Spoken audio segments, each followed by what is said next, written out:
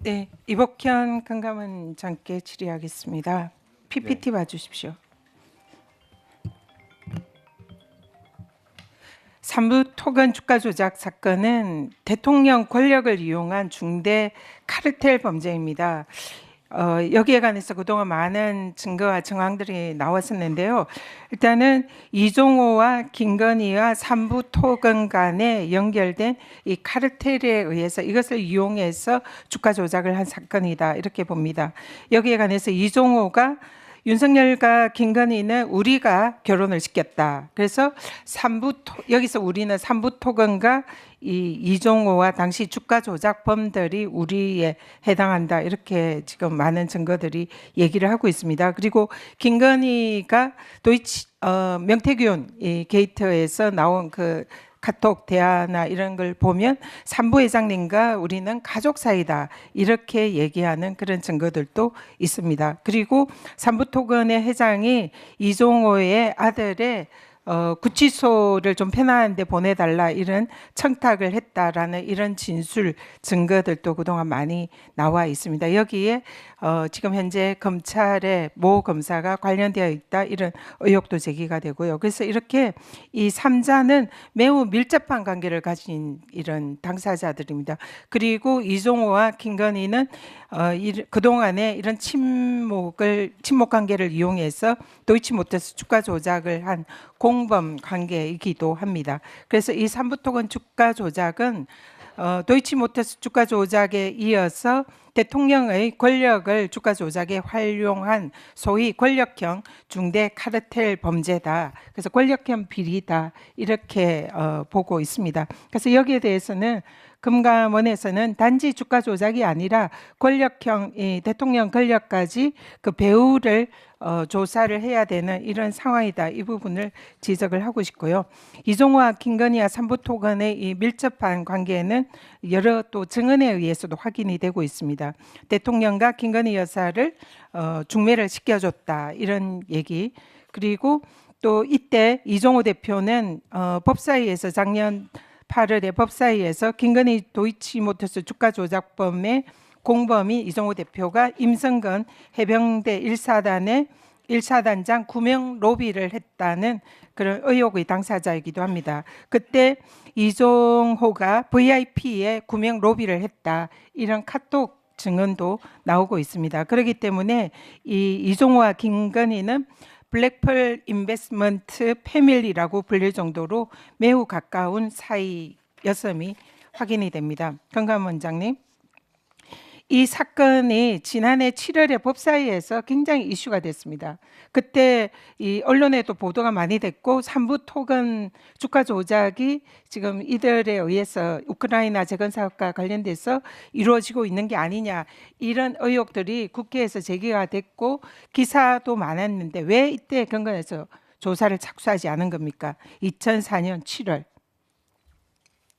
어쨌든 저희가 그 혐의 단서를 포착한 시점에 최대한 조사를 신속히 착수했단 말씀을 드릴 수 있을 것 같습니다. 지금 건강원이나 지금 관련 보도 자료를 보면은 2024년 10월에 한국거래소의 시장감시위원회에서 심리 보고서가 제출된 때부터 조사가 시작됐다 이렇게 지금 보도들이 되고 있습니다. 사실입니까?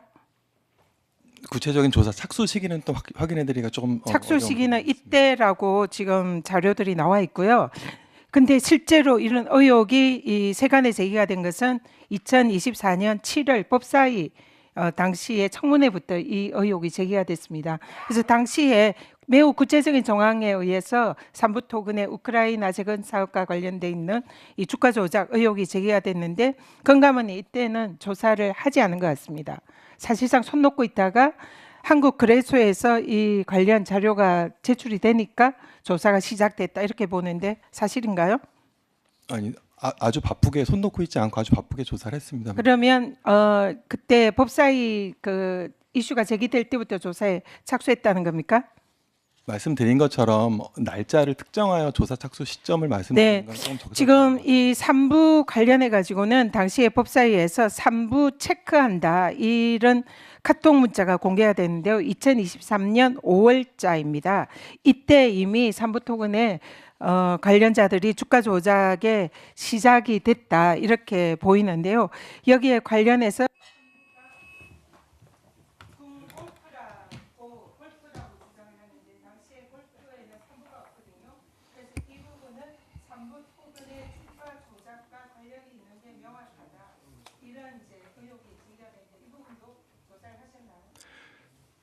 어쨌든 저희가 다양한 의혹을 체크하고 있고 말씀드린 되게 이제 중요한 의혹 제기가 있었다는 것도 잘 알고 있습니다. 이제 그래서 계좌 관련성을 여러 가지로 확인하고 있다는 말씀을 드리는 거고요. 다만 도이치모터스 같은 경우에는 본인의 계산으로 이제 계산된 게 있었는데 이 건 같은 경우에는 사실 그게 아직은 드러나고 있지 않은 상황인데다가 이제 정치인이 관련됐다고 해서 그리고 정치인이 어떤 누굴 만났다고 해서 그 모든 것들을 해당 정치인의 주가 조작 사건으로 몰 수는 없지 않겠습니까? 이제 그런 의미에서 저희가 되게 엄중하게 문제 제기했다는 것들도 저희가 강하게 인식하고 있고 저희가 이걸 잘못할 경우에는 금감원에 명언이 걸려 있다는 것도 잘 알고 있습니다만 그렇다고 해서 그걸 또 너무 무리해서 할 건 아니기 때문에 되게 균형 잡히게 지금 계좌를 잘 보고 있다는 말씀을 드릴 수 있을 것 같습니다. 자, 수고하셨습니다. 그러면 언제쯤 마무리해서 검찰에 넘길 건지 그 정도는 예측이 안 되나요?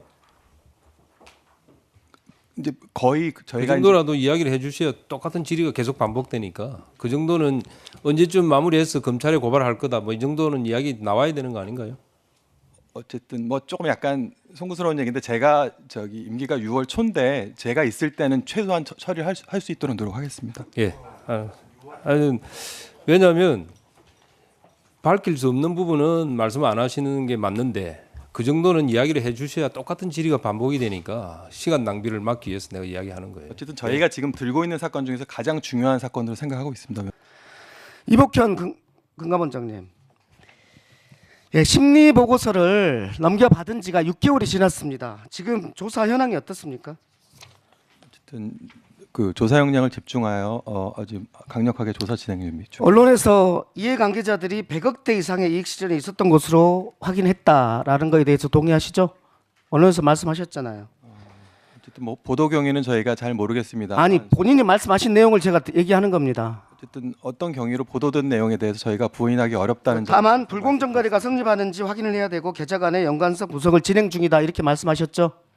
맞습니다. 예, 일부 이해관계자들이 누굽니까? 그것도 조사에 구체적으로 관련된 내용이어서 이제 거기에 우리 이런 의심이 있습니다. 이 일부 관계자들의 김건희도 포함됩니까? 어쨌든 저희가 알겠습니다. 포함되지 않습니다. 조사를 안 한 거죠? 어쨌든 예. 수많은 계좌에 대해서 저희가 점검을 했고 점검 중입니다.